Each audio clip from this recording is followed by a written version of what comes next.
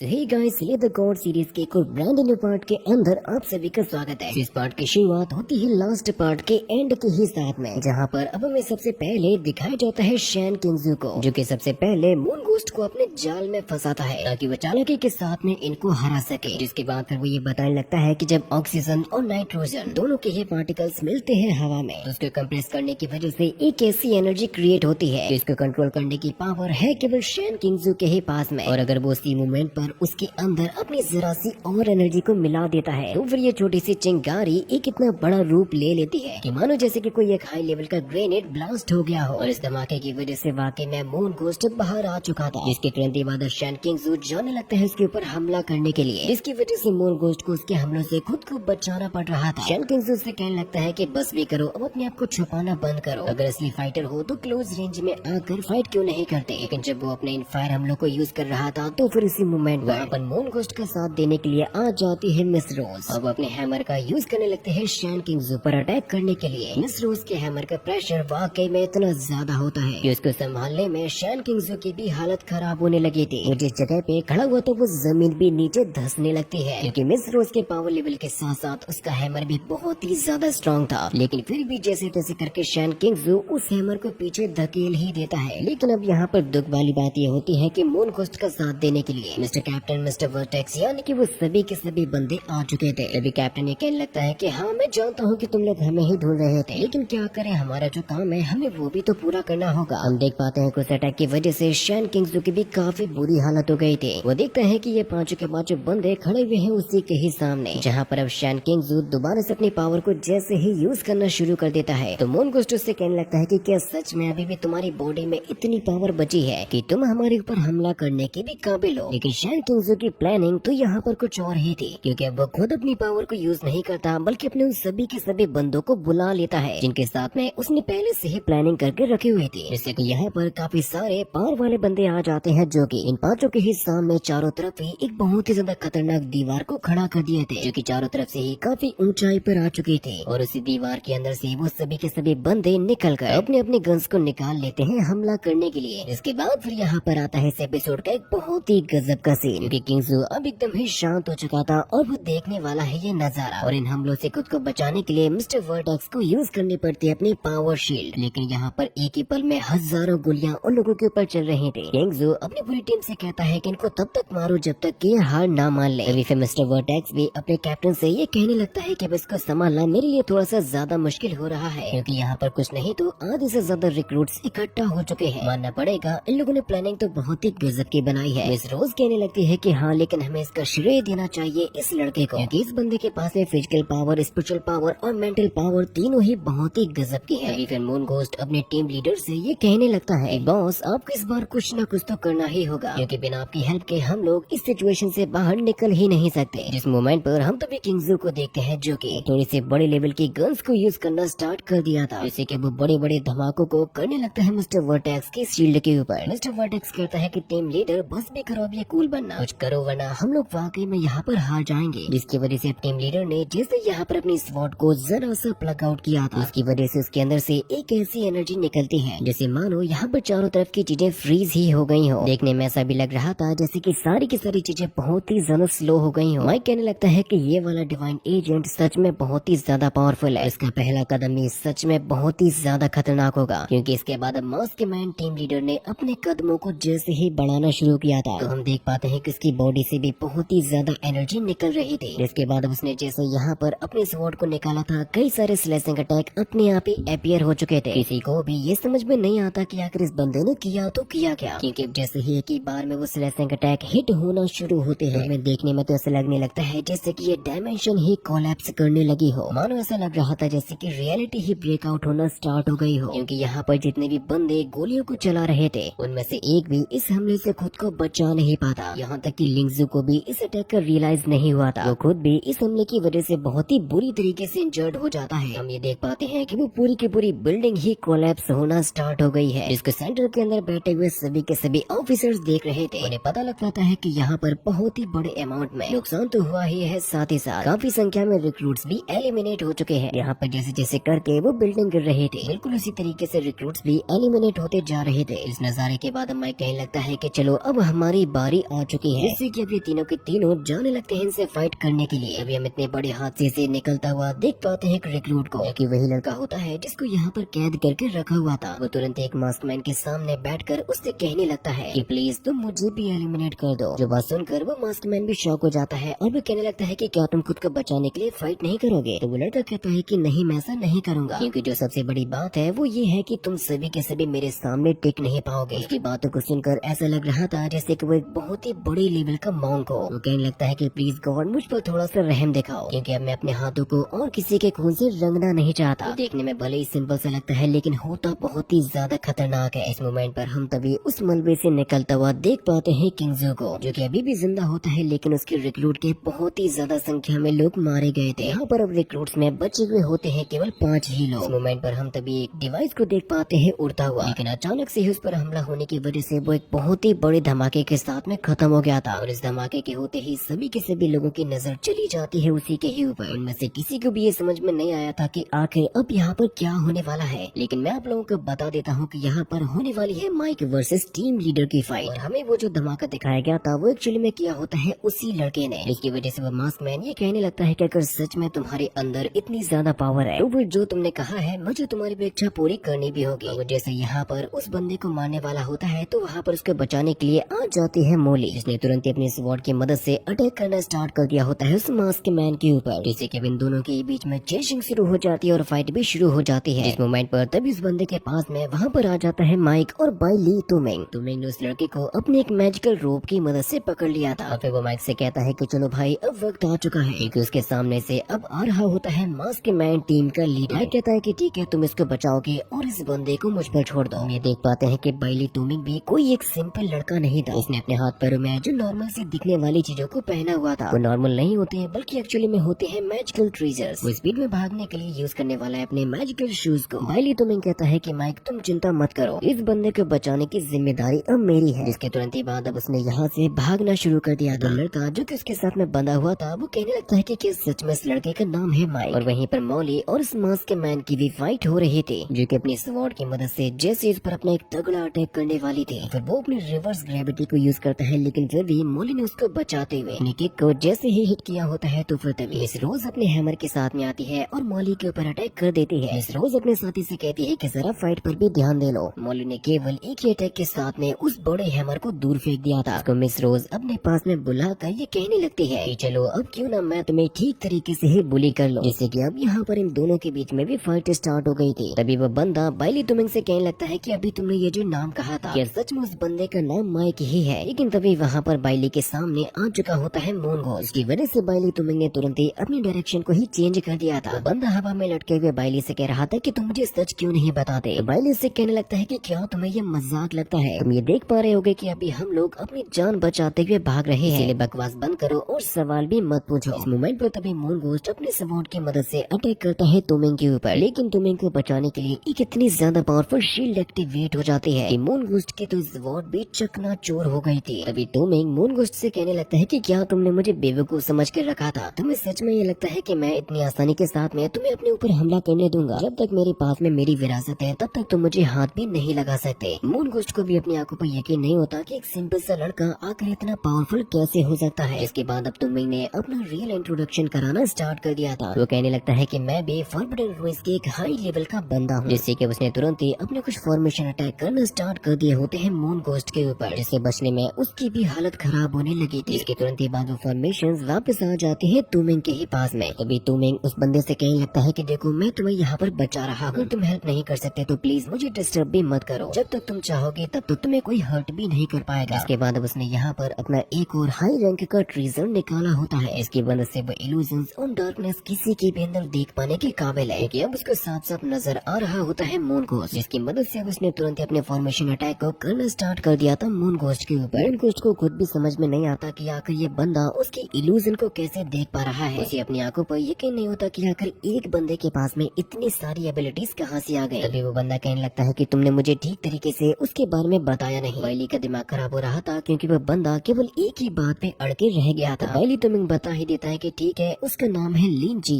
जिसको हम प्यार से बुलाते हैं माइक। इसके तुरंत बाद बाइली अपना एक बहुत ही तगड़ा अटैक करने के लिए चला जाता है मून घोस्ट के ऊपर। फिर तभी हम उस बंदे को देख पाते हैं जो कि अपने कुछ पुरानी बातों को याद कर रहा था, जिसकी वजह से हमें ये पता लग पाता है कि ये कोई और नहीं बल्कि ये एक्चुअली में होता है युआन। उसे अपने मास्टर की कही गई बात याद आती है कि जब तुम कैंगनार की पहाड़ियों में जाओगे वहाँ पर तुम्हारी मुलाकात होगी एक बहुत ही काबिल लड़के के साथ में। माइक ने जिस समय पर युआन को टच किया था उसे तुरंत उसके अंदर की पावर्स फील हो गई थी। युआन कहने लगता है कि मैं कई सालों से इस पल का इंतजार कर रहा था और आखिरकार वो रक्षक आ चुका है जिसने सबसे पहले मुझे बचाया और अब वो मेरी दुनिया को भी बचाएगा। इसके बाद अब युआन उस रस्सी के घेरे से बाहर आ चुका था और वो अपनी स्वॉर्ड को उठाते हुए कहने लगता है कि अब समय आ चुका है कुछ करने का, जिससे कि अब उसके पास में आ जाती है गोल्डन बर्ड। उसे कहने लगती है कि आखिर अब तुम करना क्या चाहते हो। तो वो ये बताने लगता है कि मेरी जिंदगी जो पूरी तरीके से बर्बाद थी वक्त आ चुका है उसको आबाद करने का, क्योंकि युआन जब यहाँ पर आया था तो उसको ये बताया गया था कि तुम्हारा फॉरवर्डिंग रेस बहुत ही ज्यादा खतरनाक है और ट्रेनिंग कैंप के अंदर बहुत सी ऐसी चीजें हैं जो कि उसके फॉरवर्डिंग रेस को सप्रेस करने में काम में आएंगे। उसका पावर लेवल भी सप्रेस हो जाएगा। युआन जब आगे बढ़ ही रहा था तो फिर जब इसके सामने आ जाता है एक मास्क मैन। तो वो युआन से कहने लगता है कि तुम तो अपने हथियार डाल चुके थे। तो फिर युआन उससे कहने लगता है कि अब क्या तुम मुझे अपना चेहरा दिखाओगे या फिर मैं खुद से ही देख लूं। तो मास्क मैन ये कहने लगता है कि मैंने सुना था कि एक हाई रैंक का बंदा रिक्रूट्स में है और अगर तुम सच में वो हो तो तुम्हें ये पता होना चाहिए कि तुम्हारा ओपोनेंट कौन है, इसलिए प्लीज अगर अपनी जान बचाना चाहते हो तो वापस लौट जाओ। लेकिन युआन उससे कहने लगता है कि देखो जब तक मैं अपनी फॉर्मेशन को बना रहा हूँ तुम्हारे पास में मौका है खुद को बचाने का, यहाँ से भाग निकलने का। जिस मोमेंट पर फिर तभी हम देख पाते हैं मिस्टर वर्टेक्स को, जिसकी फाइट एक्चुअली में हो रही होती है शैन किंगजू के साथ में। शैन किंगजू जैसे ही उसके ऊपर अपने काफी तगड़ा अटैक करने वाला होता है तो मिस्टर वर्टेक्स ने उसके स्नेक अटैक को डॉज करते हुए अपना अटैक कर दिया था किंगजू के ऊपर, लेकिन किंगजू का एक बबल उसको बचा लेता है। किंगजू से कहने लगता है कि अगर मैं सच में यहाँ पर मरूंगा तो मैं तुम्हें तो साथ में लेकर ही मरूंगा। और अब यहाँ पर जो नजारा आने वाला है वो सच में बहुत ही ज्यादा एपिक लेवल का है, क्योंकि हम देख पाते हैं टीम लीडर और माइक को आमने सामने। टीम लीडर ये कह रहा था कि मैं कितने समय से इस पल का इंतजार कर रहा था कि आखिरकार मेरी फाइट हो एक डिवाइन एजेंट के साथ में। अब आखिरकार आ चुका है काबिल डिवाइन एजेंट मेरे सामने। जैसे कि फिर माइक उससे कहने लगता है कि मैं एक न्यू रिक्रूट हूँ, लेकिन तुम मुझे कोई कमजोर सा बंदा समझने की गलती तो बिल्कुल भी मत करना। तुम भी वेपन को यूज करोगे और मैं भी अपने वेपन को यूज करूंगा, इसीलिए चलो अब आ जाओ और देख लेते हैं कि किसमें कितना दम है। कि अगले ही पल पलक झपकते ही माइक तुरंत ही पहुंच जाता है कैप्टन के ऊपर हमला करने के लिए, जहाँ पर टीम लीडर ने तुरंत ही अपनी इलेक्ट्रिक स्वॉर्ड को निकाल लिया था, जिसकी स्पीड पावर लेवल सारी की सारी चीजें एकदम ही टॉप लेवल की थी। इसकी एबिलिटीज को देखकर माइक खुद भी सोचने लगता है कि आखिर ये बंदा कौन सी लेवल की पावर्स को रखता है। उसकी एबिलिटीज भी सच में देखने में एकदम ही अनबीटेबल थी। इसके बारे में बाइली तुमिंग ने उसको ये बताया था। उसकी स्वॉर्ड से जो लाइटिंग निकलती है उसके अंदर टाइम को कंट्रोल करने की भी पावर है। वो जितने ज्यादा पावरफुल लाइट्स को निकालेगा समय उतना ही ज्यादा उसी के हिसाब से ही चलेगा। यही वो रीजन है जिसकी वजह से वो पूरी की पूरी टीम में सबसे ज्यादा खतरनाक है। उसके हाथ में उसकी ये जो स्वॉर्ड दिखाई दे रही है वो कोई आम वेपन नहीं है, बल्कि एक्चुअली में है एक फॉरबिडन वेपन। इसके अंदर एबिलिटी है डाओ गैंग को कंडेंस करने की और समय को कंट्रोल करने के पावर को रखना। सच में ये बहुत ही खतरनाक पावर है। वो अपनी पावर्स को सप्रेस करते हुए खुद को ज़ेन लेवल पर भी ले जाए, तभी उसके अंदर इतनी पावर होगी कि वो एक हाई रैंक के बंदे के बराबर होगा। ने उसको ये बताया था कि इस बंदे के पास में एक्चुअली में पावर्स है forwarding range God of time के। इसकी वजह से तुम चाहकर भी उसके स्लैशिंग अटैक्स को देख नहीं पाओगे। जितनी स्पीड के साथ में अपनी स्वॉर्ड को मूव करेगा तुम्हें उसके बारे में पता तक नहीं चल पाएगा। इसकी वजह से माइक अपनी पूरी जान लगा रहा था, फुल स्पीड के साथ में भाग रहा था उसी की तरफ। लेकिन टीम लीडर ने दोबारा से यहाँ पर समय को रोक के अपनी उसी स्लैशिंग अटैक को दोबारा से यूज कर लिया था। इसी के कई सारे स्लैशिंग अटैक्स हिट होने को जाने लगते हैं माइक के ऊपर। लेकिन माइक भी कोई कमजोर खिलाड़ी तो है नहीं जो कि इतनी आसानी के साथ में हार मान जाए। इसके पास में भी स्पीड, स्ट्रेंथ, स्टेमिना, एजिलिटी सारी की सारी चीजें मौजूद थी। इसी के वो खतरनाक स्लैशिंग अटैक को भी पार करते हुए आगे निकल जाता है। उसके ऊपर भले ही यहाँ पर सैकड़ों स्लैशिंग अटैक हुए थे, फिर भी माइक बहुत ही आसानी के साथ में उन सभी के सभी हमलों को डॉज करते हुए पार करते जा रहा था। माइक कहने लगता है कि यहाँ पर आने से पहले तुम्हारे पावर लेवल्स को सप्रेस कर दिया गया था। मैं जानता हूँ कि तुम समय को धीमा कर सकते हो और उसको अपने हिसाब से चला भी सकते हो, लेकिन तुम्हारे लिए इतना काफी नहीं है मुझे हराने के लिए। जो बात सुनते ही टीम लीडर उसे ये कहने लगता है कि हाँ मैं तुम्हारी एबिलिटीज के बारे में भी जानता हूँ और इसी वजह से तुम्हारी भी स्पीड बहुत ही ज्यादा है। माइक कहने लगता है कि मैं हूँ फॉरबिडन रेंज 003 का बंदा, इसीलिए मुझे इंजर्ड कर पाना तुम्हारे लिए थोड़ा सा मुश्किल तो होगा ही। टीम लीडर ये कहने लगता है कि हाँ तुम्हारी सोच तो काफी बेहतर है, लेकिन अब जो होने वाला है तुम उसके बारे में जानते भी नहीं हो। जिसके बाद उन दोनों की ही स्वॉर्ड एक दूसरे के साथ में टकरा जाती है। कि पावर क्लैशिंग से यहाँ पर जो एनर्जी निकल रही थी वो तो धरती को हिला के रख देती है। ये नजारा सच में बहुत ही एपिक लेवल का और खतरनाक होते जा रहा था। लीडर को भी ये पता लग गया था कि ये बंदा बाकियों के जैसा कमजोर नहीं है, इसलिए वो बिना रुके ही अपने पावर्स का बहुत ही बेहतरीन तरीके से यूज कर रहा था। फिर अगले ही सीन में हम हम लोग देख पाते हैं बाइली तुमिंग को, जो कि अपने पास में रखे हुए काफी सारे फॉरबिडन रूइंस की पावर्स को रखने वाले ट्रेजर्स को यूज कर रहा था, क्योंकि उसकी खुद की बॉडी में तो पावर्स नहीं है, लेकिन इन चीजों की वजह से वो वाकई में इन लोगों को तगड़ी टक्कर तो दे ही रहा था। अभी टीम लीडर ये कहने लगता है कि क्या तुम वाकई में नॉर्मल सी स्वॉर्ड की मदद से मुझे हरा पाओगे या मुझे रोक भी पाओगे। मैं कहने लगता है कि मुझे सब पता है कि मुझे तुम्हें कैसे रोकना है और क्या करना है। सारी की सारी चीजों के बारे में बहुत ही अच्छे तरीके से उसको समझाया होता है बाइली तुमिंग ने, कि उसने अपनी फैमिली की स्वॉर्ड को दे दिया होता है माइक को फाइट करने के लिए। इसलिए माइक के हाथ में जो स्वॉर्ड है वो भी एक फॉरबिडन ट्रेजर ही होती है। इस मोमेंट पर तभी मोली ने उससे कुछ और बात जैसे ही पूछी होती है, तो उसकी आवाज को सुनते ही बाइली तो उसके ख्वाबों में ही खो गया था। इसीलिए वो अपने पेट को अंदर करते हुए और अपनी स्माइल दिखाते हुए कहने लगता है कि मिस मोली जी, अपने आप को दोबारा से आपके सामने इंट्रोड्यूस करना चाहता हूँ, मुझसे मिलो, मैं हूँ बाइली तुमिंग, एक नॉर्मल सी फैमिली से। इसके बात को सुनते ही तभी मिस मोली ये कहने लगती है कि क्या तुम सच में उस ट्रेजर म्यूजियम फैमिली से बिलोंग करते हो, जिनके पास में फॉरबिडन रूइंस की पावर्स को रखने वाले सभी के सभी ट्रेजर्स हैं। बाइली कहता है कि हाँ, मैं उसी छोटी मोटी फैमिली से ही हूँ। मोली ये कहने लगती है कि मुझे कभी भी अमीर बाप की बिगड़ी हुई औलादें पसंद नहीं आती, क्योंकि ऐसे लोग जितने ज्यादा अमीर होते जाते हैं वो उतने ही ज्यादा एनोइंग भी होने लगते हैं। इसके बाद हमें अगले ही सीन में दिखाया जाता है मून घोस्ट को, जिसकी फाइट यहाँ पर हो रही होती है बाइली तुमिंग के साथ में। बाइली तुमिंग के पास में इतने ज्यादा ट्रेजर्स होते हैं कि वो उसको देखकर एकदम ही शॉक हो गया था। मून घोस्ट भी कहने लगता है कि ये बंदा आखिर कितना ज्यादा अमीर है, इसके पास में इतने सारे ट्रेजर आखिर कैसे हो सकते हैं, क्योंकि बाइली तुमिंग के पास में जो गोल्डन हमिंग बर्ड थी उनमें से हर एक का मार्केट प्राइस होता है अप्रोक्स 100,000 युआन, जिनको बाइली तुमिंग तो यहाँ पर ऐसे फोड़ रहा था जैसे कि वो उसके लिए कुछ भी ना हो। इसीलिए फिर तभी मून घोस्ट तुमिंग से कहने लगता है कि कहीं तुम बाइली फैमिली से तो नहीं हो। तो तुमिंग कहने लगता है कि मैं केवल एक नॉर्मल सी फैमिली का बच्चा हूँ, मुझे गलती से भी उस फैमिली के यंग मास्टर बुलाने की गलती मत करो। जिसके बाद फिर मून घोस्ट ने तुरंत ही अटैक करना शुरू कर दिए होते हैं बाइली तुमिंग के ऊपर। मून घोस्ट कहता है कि अच्छा, तो ये है तुम्हारी प्लानिंग। वो जैसे ही तुमिंग को मारने वाला होता है तो उसको बचाने के लिए उसकी एक हमिंग बर्ड आ चुकी थी। तुमिंग कहता है कि देखो, मैंने तो तुम्हें दोबारा से बेवकूफ बना दिया, क्योंकि तुमसे जीतना मेरा मेन मकसद तो है ही नहीं। मेरी जो असली प्लानिंग है वो तो तुम समझ ही नहीं पाओगे, क्योंकि माइक ने जो प्लानिंग बनाई होती है उसके हिसाब से उसने सबसे पहले ये कहा था कि जितने भी लोगों के पास में फॉरबिडन रूइंस की पावर्स है, हमें सबसे पहले उन्हीं लोगों को ही ढूंढना होगा। जिसके बाद बाइली ने यहाँ पर एक चक्रवात को ही स्टार्ट कर दिया था, और वो कहने लगता है कि चिंता मत करो, मैं तुम्हारे साथ में थोड़ी और समय के लिए खेलना चाहता हूँ। और वहीं पर हमें फाइट दिखाई जाती है मोली और मिस रोज के बीच में, जिन दोनों की फाइट भी एकदम ही टॉप लेवल की चल रही थी, जहाँ पर अब काफी तेजी के साथ में मून घोस्ट भागते हुए आ रहा था, क्योंकि बाइली उसके पीछे काफी बड़े बड़े धमाकों को कर रहा था, जिसकी वजह से मोली और मिस रोज दोनों ही अपने अपने साथियों से कहने लगते हैं कि क्या तुम लोग फाइट करते हुए हमसे दूर नहीं रह सकते, जो भी करना है हमसे दूर रहकर ही करो। बाइली कहता है कि दोनों ब्यूटीज हमें माफ कर दो, लेकिन अब यहाँ पर गलती से थोड़ी सी चोट लग गई होती है मोली को। माइक ने अपनी प्लानिंग में पहले से ही शामिल करके रखा हुआ था मोली को, क्योंकि उसका फाइटिंग लेवल और एक्सपीरियंस इतना ज्यादा होता है कि वो किसी भी मास्कमैन को संभालने के काबिल है। जिसकी तुरंत ही बाद मिस मोली एक जंप लगाते हुए जाने लगती है मिस रोज पर अटैक करने के लिए, जिससे कि यहाँ पर हमें काफी बड़ा धमाका भी देखने को मिला होता है। हम देख पाते हैं कि ये दोनों ही ब्यूटीज अपनी अपनी पूरी जान लगा रही थी एक दूसरे को हराने के लिए। मिस रोज मोली से कहने लगते हैं कि तुम्हारे साथी तो तुम्हें बहुत ही ज्यादा पसंद करते हैं, जिसके फिर अगले ही सीन में हमें दिखाया जाता है मिस्टर वर्टेक्स को, इसके साथ में फाइट कर रहा था शैन किंग्जू, और उसी के पीछे ही भागते हुए ही जा रहा था। शैन किंग्जू बार बार और लगातार अपने फायर अटैक्स को यूज कर रहा था, जिससे कि उस धमाके की वजह से मिस्टर वर्टेक्स बाहर आ जाता है, और वो ये कहने लगता है ये जो बंदा है शैन किंग्जू, उसकी एबिलिटीज के बलबूते पर ये कहना गलत नहीं होगा कि उसके पास में पूरे चांसेस हैं जीतने के। इस मोमेंट पर तभी मिस्टर वर्टेक्स ने अपने कई सारे पोर्टल्स को ओपन कर दिया था, जिसके अंदर भरे पड़े होते हैं वेपन्स। उनके अंदर से अचानक से ही कई सारी स्वॉर्ड्स निकल के आ जाते हैं, जो कि हमला करने को जा रही थी शैन किंग्जू के ऊपर, जिन सभी के सभी स्वॉर्ड के हमलों को रोकने के लिए शैन किंग्जू यूज करने लगता है अपनी उसी बबल पावर को, जिससे कि मिस्टर वर्टेक्स की सभी के सभी स्वॉर्ड्स ही टूट गई थी। तभी शैन किंग्जू उसे ये कहने लगता है कि हाँ, मैं जानता हूँ तुम एक बहुत ही बुरे बंदे हो, इसलिए अब तुम्हारे लिए मेरे चैलेंजेस और भी ज्यादा बढ़ जाएंगे। माइक ने अपनी प्लानिंग बनाते हुए ये कहा था कि वो डायरेक्टली जाकर फाइट करेगा बॉस से, अगर कोई भी दिक्कत होती है तो बाकियों को उसकी हेल्प करनी होगी। इसके फिर अगले ही सीन में हमें दिखाया जाता है युवान को, जिसके सामने वो मास्कमैन आ गया था, और वो कहने लगता है कि अगर तुम कब तक अपने फॉर्मेशन को बना पाओगे, क्योंकि मुझे तुम्हें इस तरीके से मारना अच्छा नहीं लगेगा। लेकिन अब फाइनली युवान अपनी एन्चेंटिंग को कंप्लीट कर चुका था। उसने जैसे अपना हाथ रखा होता है अपने स्वॉर्ड के ऊपर, तो वो मास्कमैन कहने लगता है कि चलो फाइनली वक्त आ चुका है जब तुम मुझसे फाइट करोगे। लेकिन युवान ने जैसे ही अपनी स्वॉर्ड निकाली होती है, हमें दिखाई देने लगती है उसके अंदर बहुत ही ज्यादा डार्क एनर्जी। देखने में एकदम ही ऐसा लग रहा था जैसे कि वो पूरी तरीके से पजेस हो गया हो डीमन से। मास्कमैन भी एकदम ही शॉक हो जाता है जब वो देखता है युवान का ट्रांसफॉर्मेशन, क्योंकि युवान अब यहाँ पर बदल चुका होता है कम्प्लीटली डीमन में। उसका ऑरा भी इतना ज्यादा खतरनाक होता है है। इसको रोकने में यहाँ पर मौजूद सभी के सभी बंदों की हालत खराब हो जाएगी। युवान को जैसे जैसे करके अब गुस्सा आ रहा था, उसका एनर्जी लेवल और पावर लेवल बढ़ते ही जा रहा था। तो मास्क मैन देख ही रहा होता है कि आखिर ये हुआ तो हुआ क्या। जिसके अगले ही पल पलक झपकते ही युवान ने अटैक कर दिया होता है अपनी स्वॉर्ड से, जिस केवल एक अटैक ने उस मास्क मैन की तो हालत ही खराब करके रख दी थी। खुद भी ये कहने लगता है कि आखिर ये कैसे हुआ और ये है क्या। और उसके बारे में अब तो भी पता चल चुका होता है टीम लीडर को, जो कि ये कहने लगता है कि black king slash forwarding Louis 031 अब हमारे सामने आ चुका है। जरा देखो तो इसका नजारा, सच में इसका नजारा बहुत ही ज्यादा खतरनाक दिखाई दे रहा था, क्योंकि इस बंदे से टकराने की हिम्मत तो गॉड्स के अंदर भी नहीं होगी। लिविंग बीइंग्स में माना जाए तो ये बंदा अब सबसे ज्यादा खतरनाक हो चुका है। उसको देखते हुए तभी बाइली तुम्हें कहने लगता है कि क्या सच में मैं इसको बचा रहा था, ये तो अच्छा बंदा था, ये ट्रांसफॉर्मेशन के बाद आखिर ऐसा कैसे हो गया। मॉली भी कहने लगता है कि सच में बाहर आ चुका है 031। इसके बारे में साथ ही साथ शैन किंगजू को भी पता चल चुका था, इसलिए वो कहने लगता है कि अब यहाँ पर जो भी होगा उसके लिए जल्दी एक्शन मत लेना। और हेडक्वार्टर्स के अंदर भी सभी के सभी लोगों की आंखें खुली की खुली रह गई थी। सभी लोग कहने लगते हैं कि जरूर से ये न्यू मेंबर्स तो जीत के ही रहेंगे। इनकी बात को सुनते हुए तभी चीफ कहने लगते हैं, हाँ ये बात तो मैंने भी नहीं सोची थी कि हमें यहाँ पर ऐसा भी कुछ देखने को मिल जाएगा। कई सालों के बाद एक ऐसा नजारा देखने को मिला है जो बढ़ती समय के साथ में और भी ज्यादा इंटरेस्टिंग होते जा रहा है। लगता है कि आने वाले समय में हमें बाहरी गॉड्स के साथ में भी फाइट स्टार्ट करनी पड़े। ये जो ट्रेनिंग है वो उसी के लिए ही चल रही है। इस रोज ने अपना one of the strongest attack कर दिया होता है मोली के ऊपर, जिससे उसने जमीन को तो फाड़ दिया था, लेकिन मोली पर खरोच भी नहीं आई थी, बल्कि वो तो उसी के हैमर के ऊपर ही बैठे हुए अपनी पावर्स का एक काफी तगड़ा अटैक भी कर देती है। ऐसे यानी कि अभी भी इन लोगों की फाइट रुकने वाली नहीं थी। और फिर अगले ही सीन में हम देख पाते हैं मिस्टर वर्टेक्स को, जो कि यहाँ से वहाँ पर भाग रहा था, लेकिन शैन किंग्स इतनी आसानी के साथ में उसको जाने नहीं देने वाला, क्योंकि अब वो तुरंत ही उसके ऊपर अपनी पावर से प्रेशर डालने लगता है। ये कहता है कि अगर मैं तुम्हारे पास्ट के बारे में बात करूँ तो तुम खुद ही ये सोचो कि तुमने कितने सारे लोगों को अपने हाथों से ही मार दिया। अब तुम्हारी किस्मत में जो होगा वो मैं डिसाइड करूंगा। लेकिन मिस्टर वर्टेक्स तो यहाँ पर अपने कई सारे पोर्टल्स को ओपन करते हुए यहाँ से वहाँ पर जा रहा था, ताकि शैन किंग्स उसके बारे में पता भी ना लगा सके कि अगर ये गया तो गया किस पोर्टल के अंदर। इसे निपटने का एक बहुत ही बेहतरीन तरीका होता है शैन किंग्स के पास में। उसको अपने सामने मिस्टर वर्टेक्स के जितने भी पोर्टल्स नजर आ रहे थे सभी के अंदर अपनी फायर को भेज देता है, जिसकी वजह से मिस्टर वर्टेक्स को बाहर आना ही पड़ता है। हम देख पाते हैं कि यहाँ पर मिस्टर वर्टेक्स के पीछे आ चुका है एक बहुत ही विशालकाय फायर ड्रैगन। इसके अंदर से बाहर निकल के आता है शैन किंग्जू और वो कहने लगता है कि तुम्हारे पास में आखिरी मौका है अपना फेस रिवील करने का, क्योंकि अब वो डायरेक्टली उसके मास्क को निकालने के लिए ही जा रहा था। फिर वहीं पर हम लोग देख पाते हैं बाइली तुमिंग को, जो कि अब यहाँ पर यूज करने लगता है 1000 स्वॉर्ड टेक्निक ट्रीजर को, जिसको उसने सीधा ही पॉइंट कर दिया होता है मून गोस्ट के ऊपर, जिससे कि हजारों स्वॉर्ड्स हिट होने को जाने लगते हैं मून गोस्ट से। जैसे ये स्वॉर्ड्स गिरना स्टार्ट होते हैं तो वो दोनों के दोनों अपनी अपनी जान बचाकर भागने लगते हैं। लेकिन अब तभी हम वहीं पर देख पाते हैं डीमन युवान को। मून गोस्ट अपने साथी से कहने लगता है कि मुझे ऐसा क्यों लग रहा है जैसे कि आज हम लोगों की यहाँ पर शामत आने वाली है, क्योंकि जो डीमन युवान होता है वो पूरी तरीके से टारगेट कर चुका होता है इन सभी मास्क मैन को, जिसके तुरंत ही बाद अब उसने यहाँ पर अपने काफी खतरनाक अटैक को कर दिया होता है। तो फिर वो मास्क मैन अपने आप को बचाने के लिए यूज करने लगता है रिवर्स ग्रेविटी को, लेकिन युवान इतनी आसानी के साथ में ना तो उनका पीछा छोड़ने वाला था और न ही हमला करने से रुकने वाला था, क्योंकि युवान की डार्क एनर्जी सीधी ही जाकर हिट होने वाली होती है उन दोनों से, कि फाइनली जाके मून गोस्ट और उसके साथी को पकड़ ही लेती है, जिसकी वजह से अब ये दोनों के दोनों फाइट करना स्टार्ट कर देते हैं। तो उनके ऊपर जितने भी डार्क डीमन अटैक कर रहे थे वो उनके साथ में फाइट कर रहे थे। तभी फिर युवान की तारीफ करते हुए उसके पीछे से वहाँ पर पहुँच जाता है बाइली तुमिंग। वो कहने लगता है कि ब्रदर काओ युवान तुमने तो कमाल ही कर दिया, मैंने सोचा नहीं था कि तुम इतने ज्यादा अमेजिंग बंदे होगे। लेकिन युवान तो यहाँ पर बाइली तुमिंग को पहचानता ही नहीं है, इसी वजह से वो तुरंत ही उसी के पीछे ही पड़ चुका था उसको मारने के लिए। बाइली कहता है कि काओ युवान तुम मुझे क्यों मार रहे हो, हमें तो इन लोगों को मारना है। तभी फिर मास्कमैन ये कहने लगता है कि अगर हमारे कैप्टन किसी भी तरीके से जीत जाते हैं तो ये सारी की सारी सिचुएशन ही रिवर्स हो जाएगी। ये जो हम लोगों के ऊपर भारी पड़ रहे हैं फिर हम लोग इनके ऊपर भारी पड़ेंगे। जिस मोमेंट पर फिर तभी हमें दिखाई जाती है कैप्टन और माइक के बीच की खतरनाक वाली फाइट। कैप्टन अपनी पूरी जान लगा रहा था माइक पर हमला करने के लिए, लेकिन फिर माइक उससे ये कहने लगता है कि तुम्हें ये भी पता होना चाहिए कि तुम ये जो टाइम को स्लो करते हो उसकी भी एक टाइम लिमिट होती है जिसको तुम क्रॉस करने वाले हो। कि कैप्टन ने दोबारा से अपनी स्वॉर्ड का यूज करते हुए टाइम को स्लो कर दिया था और वो अपने उन्हीं सैकड़ों स्लेसिंग अटैक्स को यूज भी करने लगता है, जिससे भी कैसे भी हमलों से खुद को बचाते हुए माइक आगे बढ़ रहा था। और वो कहने लगता है कि अब देखो बारी आ चुकी है मेरी, एक ही बार में लगातार अपनी पावर को इतना ज्यादा यूज करने की वजह से तुम्हारी जो मेंटल स्ट्रेंथ है वो सच में बहुत ही बुरी तरीके से गिरी होगी। इसी वजह से माइक यहाँ पर अपनी स्पीड का यूज करने लगता है कैप्टन पर हमला करने के लिए, क्योंकि उसे ये पता होता है कि कैप्टन की मेंटल स्ट्रेंथ बहुत ही बुरी तरीके से गिर चुकी है। इसके बाद भी कैप्टन कहता है कि क्या तुम्हें सच में लगता है कि तुम अभी भी मुझे सिचुएशन सिचुएशन में हरा सकते हो, क्योंकि मेरे इतने सारे हमले करने के बाद तुम अभी भी जिंदा हो, तुम्हारे अंदर काबिलियत तो है। मुझे ऐसा भी लगता है जैसे कि तुमने पूरी तरीके से मन बना लिया है इस फाइट को जीतने का। तो माइक कहने लगता है कि बेशक मैं अपना पूरा मन बना चुका हूँ, तुम्हारा ये जो मास्क है चेहरे पर, इसको मैं ही काटूंगा। इन दोनों के ही टकराने की वजह से हमें दिखाई दे रहा था कि दो बहुत ही बड़े लेवल के गॉड्स एक दूसरे के साथ में टकरा रहे हैं। कैप्टन माइक से कह रहा था कि अगर तुम सच में जीतना चाहते हो तो जल्दी से अपने गॉड की प्रे करो, क्योंकि अब केवल वही है जो कि तुम्हें बचा सकते हैं। लेकिन अब माइक भी पीछे नहीं हटने वाला, वो भी यूज करने लगता है अपने गॉड शेरिफ माइकल के पावर्स को, जिसकी वजह से उसकी स्वॉर्ड भी बन चुकी होती है एक शाइनिंग स्वॉर्ड, जहाँ पर कैप्टन ने दोबारा से टाइम को स्लो कर दिया था अपने स्लैशिंग अटैक्स को यूज करने के लिए। अभी हम डीमन काउ युआन को देख पाते हैं जो कि बढ़ रहा होता है उन दोनों पर हमला करने के लिए। उसकी हंसी भी एकदम ही इविल्स के जैसे ही थी। साथ ही साथ हमारा जो शैन किंग्जू होता है वो पहुंचने वाला होता है मिस्टर वर्टेक्स के पास में। मिस्टर वर्टेक्स अपने आप को बचाने के लिए यूज करता है अपने पोर्टल का। वाइली तुमिंग भी बड़े ही मजे के साथ में मून गोस्ट की हालत को खराब कर रहा था, क्योंकि उसकी ये 1000 ऑफ स्वर्ड्स भाग रही होती हैं उसी के ही पीछे। साथ ही साथ तभी हम वहीं पर देख पाते हैं मोली और मिस रोज की फाइट को। ये दोनों भी एक बहुत ही बढ़िया और ग्रैंड लेवल पे आ चुके थे। इसके बाद अब हमें दिखाया जाता है गॉड को, जिनके सामने आ जाते हैं खुद गॉड शेरिफ माइकल। इनका सामने आना मतलब यही है कि माइक पहुंच चुका था अपने सुप्रीम लेवल पर, क्योंकि इसकी स्वॉर्ड से बहुत ही ज्यादा खतरनाक एनर्जी भी निकल रही थी। वो अपनी स्वॉर्ड की हेल्प से एक इतना तगड़ा अटैक कर देता है कैप्टन के ऊपर। यहाँ पर एनर्जी का एक बहुत ही बड़े लेवल का धमाका हो चुका था। इसकी वजह से फाइनली माइक ने काट दिया होता है कैप्टन के मास्क को, यानी कि आखिरकार माइक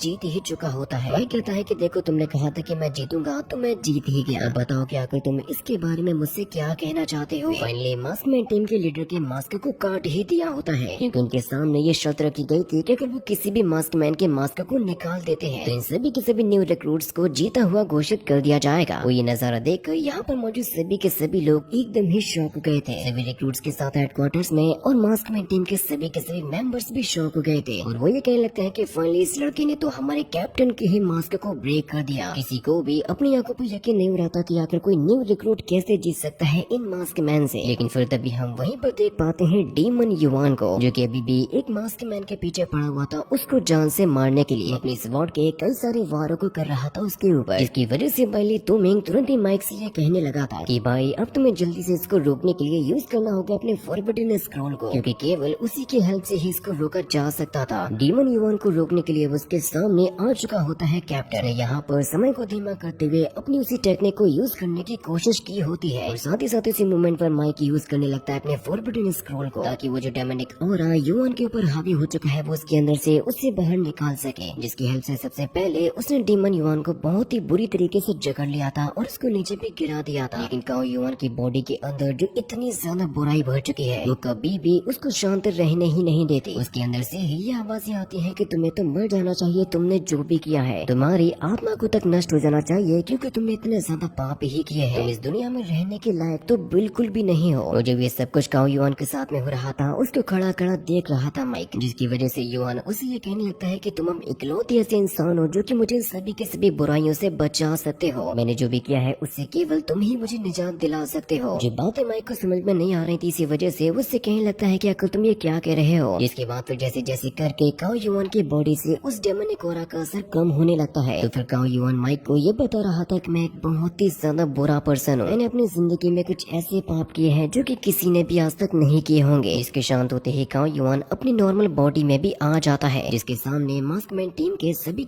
बंदे खड़े हुए थे। फिर तभी वहाँ पर आ जाते हैं चीफ युआन, जो ये नजारा देखकर काफी ज्यादा खुश होते हैं और वो माइक से ये कहने लगते हैं बच्चों तुमने तो कमाल ही करके दिखा दिया। जिसके बाद हम लोग देख पाते हैं कि यहाँ पर जितनी भी सारी चीजें बर्बाद हो गई थी वो अपने आप ही ठीक होने लगती हैं। जितनी भी चीजें टूटी फूटी हुई थी वो अपने आप ही रिपेयर होते जा रही थी। जितने भी लोग घायल हो चुके थे उन सभी का ट्रीटमेंट किया जाता है, उनका इलाज किया जाता है। जितने भी बंदे इस फाइट में शामिल थे वो सभी के सभी अपने अपने रूम में आ चुके होते हैं, जो कि आराम कर रहे थे। एक बहुत ही अच्छी नींद और रेस्ट लेने के बाद अगली सुबह भी हो चुकी थी और हमें मेन डॉर्मेटरी के अंदर दिखाया जाता है हमारे सभी मेन कैरेक्टर्स को। जिसके बाद हमें दिखाया जाता है मास्कमैन टीम के लीडर और चीफ युआन को, जहाँ पर चीफ युआन कैप्टन से ये कह रहे थे कि तुम्हारी मेहनत की तो तारीफ करनी चाहिए, तुमने जो कारनामा किया वो सच में काबिले तारीफ है। जिससे कि कैप्टन जैसे ही चीफ से कुछ कहने की कोशिश करता है तो वो कहने लगते हैं कि मेरे सामने ज्यादा कूल बनने की कोशिश मत करो, मुझे सबसे पहले ये बताओ कि ये जो जितने भी न्यू रिक्रूट्स आए हैं उनमें से तुम्हें सबसे ज्यादा एग्रेसिव कौन लगा है और कौन सबसे ज्यादा कूल लगा है। इस बात पर कैप्टन ये कहने लगता है कि चीफ युआन तुम बिल्कुल भी नहीं बदले हो, तुम्हें आज भी मेरे मुंह से ही सब कुछ जानना होता है, सब कुछ जानते हुए भी तुमने केवल न्यू रिक्रूट से अपने कमांड को फॉलो करवाने के लिए उनमें से आधी से ज्यादा को तो खत्म ही करवा दिया। लेकिन सबसे बड़ी बात यह है कि तुम्हें किसी को भी माइक की विक्ट्री के बारे में बताना नहीं है। ये बात खुद चीफ ने शाम के वक्त में कही होती है सभी के सभी लोगों से। किसी को भी माइक की पावर्स के बारे में और उसकी जीत के बारे में पता नहीं लगना चाहिए। इसकी वजह से बाइली तुमिंग उनसे ये कहने लगा था कि यानी कि क्या आप ये चाहते हो कि आप सभी के सामने ये बता दो कि हम लोग इस बैटल को हार गए। जो बात सुनकर सैन किंग्जू भी कहने लगता है कि आखिर तुम ये क्या बचकानी बातें कर रहे हो। जिसकी वजह से मोली ये कहने लगती है कि माइक ने उसके मास्क को काट दिया, इसलिए जो भी माइक फैसला लेगा मैं उसी की ही बात को मानूंगी। तुम्हें कहने लगता है कि ठीक है, जब तुम ऐसा करोगी तो मैं भी उसकी बात को मानूंगा। और क्योंकि माइक के ऊपर पूरी जिम्मेदारी आ चुकी थी, इसकी वजह से वो चीफ युवान से ये कहने लगता है कि देखिए, सबसे पहली बात तो ये है कि मैं और मेरे साथी जीत चुके हैं, जिसकी वजह से आपको कोई भी झूठी खबर फैलाने की तो कोई जरूरत भी नहीं है। अगर आपको ऐसा लगता है कि मेरी जीत जाने की वजह से बाकी के रिक्रूट आपका ऑर्डर नहीं मानेंगे, वैसा नहीं होगा, क्योंकि ये मेरी जिम्मेदारी होगी कि वो सभी के सभी आपके ऑर्डर को माने। और अगर कोई ऐसा नहीं करेगा तो उसकी क्वालिफिकेशन को ही रद्द कर दिया जाएगा एक नाइट मॉन्स्टर स्लेयर बनने की। और ये वाला जो डिसीजन होता है वो चीफ युवान को बहुत ही ज्यादा पसंद भी आया था। उस जगह पे खड़े हुए कैप्टन से ये कह रहे होते हैं कि यहाँ पर एक के बाद एक नए लोग आते जा रहे हैं, जिनमें से हर एक की पर्सनैलिटी एकदम ही अलग भी होती है। और शायद यही पे बचे है जिसकी वजह से वो लड़का जीत पाया। लेकिन तुमको जरा सोचो कि अगर तुम एक नए लड़के से कैसे हार सकते हो। तो कैप्टन ये कहने लगता है कि देखो, इसमें मेरी कोई भी गलती नहीं है, क्योंकि तुमने ही तो मुझसे और मेरी टीम से कहा था कि हम सभी को अपने पावर्स को सप्रेस करके आना है। फुल पावर का यूज नहीं करने दोगे फिर आकर हम लोग कैसे ही जीत पाएंगे। कहने लगते हैं कि अगर मैंने ऐसा ना कहा होता तो फिर तुमने पूरे के पूरे ट्रेनिंग कैंप को ही बर्बाद करके रख दिया होता। लेकिन ये तो अच्छी बात होती है कि यहाँ पर जितना भी नुकसान हुआ था वो सारा का सारा रिस्टोर भी हो चुका था। जिसके बाद फिर ट्रेनिंग कैंप के कई सारी जरूरी जगहों को भी दिखाया जाता है। और फिर हमें अगले ही सीन में दिखाया जाता है हमारे हीरो माइक को, जो कि उठने के बाद अपने सामान को लेके जा रहा होता है सुबह के काम करने के लिए। वो पानी भरता है, टूथपेस्ट लगाता है और ब्रश करने लगता है। और ऐसा ही काम बाकी के सभी टीम मेंबर्स भी कर रहे थे। शैन किंग जो अपनी जगह काम कर रहा था और साथ ही युवान अपनी जगह काम कर रहा था। बाइली तुमिंग भी अपने काम में बिजी होता है और साथ ही साथ मोली इन्हीं लोगों के ही पास में आ चुकी होती है। इसके बाद अब यहाँ से शुरू होने वाली होती है असली ट्रेनिंग। चीफ कहने लगते हैं कि कल तो तुम सभी की ट्रेनिंग का केवल एक टेस्ट ही था, जिसकी वजह से करीबन 112 रिक्रूट्स को हटा दिया गया। यहाँ पर इन सभी के सभी लोगों की ट्रेनिंग स्टार्ट हो गई होती है। यहाँ पर सबसे पहले वजन को टांग के रनिंग को कराया जा रहा था, लेकिन इस रनिंग में जो सबसे ज्यादा हालत खराब हो रही थी वो होता है बाइली तुमिंग। चीफ ने पहले ये बता दिया होता है कि जो भी ट्रेनिंग में थोड़ा सा कमजोर होगा उसको तुरंत ही उसी समय पर ही एलिमिनेट कर दिया जाएगा। और सबसे बड़ी बात ये होती है कि जब तक ये लोग यहाँ पर अपनी ट्रेनिंग को कर रहे थे तब तक के लिए इन सभी के सभी लोगों की पावर्स को ही डिसेबल कर दिया गया था। यानी कि इनमें से कोई भी चाहकर भी अपनी फॉरबिडन रूल्स की पावर को यूज कर ही नहीं पाएंगे, क्योंकि इस समय पर इन लोगों की ये चल रही होती है फिजिकल ट्रेनिंग। जो ट्रेनिंग कराने वाले मास्टर होते हैं वो ये कहने लगते हैं कि इस समय पर हम तुम्हें इतना ज्यादा टॉर्चर करेंगे कि तुम अपनी जिंदगी के लिए रहम की भीख मांगोगे। इसकी वजह से यहाँ पर जो हालत खराब हो रही थी वो होता है बाइली तुमिंग, क्योंकि ट्रेनिंग मास्टर्स ने ये पहले ही कह दिया होता है कि ये ट्रेनिंग बहुत ही ज्यादा दर्दनाक होने वाली है। यहाँ तक कि ऐसा भी समय आ सकता है जब तुम अपनी मौत को पुकारोगे। तुम्हें ऐसा भी लगने लग सकता है कि इससे बेहतर तो मुझे मौत ही मिल जाए। जितने भी लोगों की हालत खराब होती है वो सभी के सभी रेस्ट करने के लिए चले जाते हैं टॉयलेट के अंदर, लेकिन इन लोगों को वहाँ पर भी आराम कहाँ मिलने वाला था। और वक्त आ चुका होता है कॉम्बैट स्किल्स को सिखाने का। इसके बाद हमें अगले ही सीन में दिखाया जाता है बाइली तुमिंग को एक मास्टर के सामने। मास्टर तुमिंग से कहने लगते हैं कि आखिर तुमने यहाँ पर ट्रेनिंग के समय में इतनी ज्यादा ज्वेलरी को क्यों पहन के रखा है, आखिर मुझे इस चीज का मतलब क्या समझना चाहिए। और ऐसा बंदा आज यहाँ पर पहली बार आया था, उसको देखने वाले काफी सारे लोग उससे उम्मीदें लगा के बैठे होते हैं, क्योंकि सभी को ये पता होता है कि फर्स्ट चैंपियनशिप में जीतने वाले बंदों में से ये भी शामिल था। इसलिए हो सकता है कि बाइली तुमिंग यहाँ पर काफी बेहतरीन परफॉर्मेंस भी दे। इसके तुरंत ही बाद अब मास्टर अपने वुडन स्वॉर्ड को भी निकाल लेते हैं और फाइटिंग करने को तैयार हो जाते हैं बाइली तुमिंग से। उसे कहते हैं कि दिखाओ जरा